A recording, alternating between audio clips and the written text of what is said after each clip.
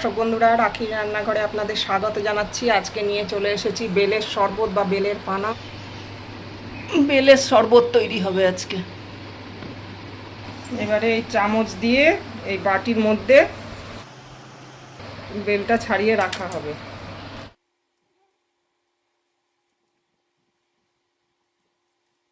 ভালো করে ফেটানো হয়ে গেছে। এবারে গুড়ের ডালার মধ্যে দিয়ে দেবো। দেখুন, গরমের দিনে পেট ঠান্ডা রাখে, শরীর ঠান্ডা রাখে। এই যে বেলের পানা আমি একটু আখের গুড় দিয়ে বানিয়ে নিয়েছি। একটা গোটা বেলকে ছাড়িয়ে নিয়ে দেখলেন তো বানিয়ে নিয়েছি।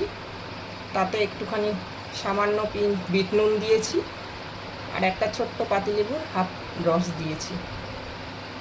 তো দেখুন কেমন লাগলো। এরমভাবে বানিয়ে খেয়ে দেখবেন, খেতে অসাধারণ লাগে। আমার এই রেসিপিটি যদি আপনাদের ভালো লেগে থাকে, চ্যানেলটিকে সাবস্ক্রাইব করার অনুরোধ রইল। বেল আইকনটি টিপে দেবেন যাতে করে আমি নতুন রান্নার কোনো ভিডিও দিলে নোটিফিকেশান সবার আগে আপনার কাছেই পৌঁছে যায়। লাইক, শেয়ার, কমেন্ট করবেন। ভিডিওটি দেখার জন্য ধন্যবাদ।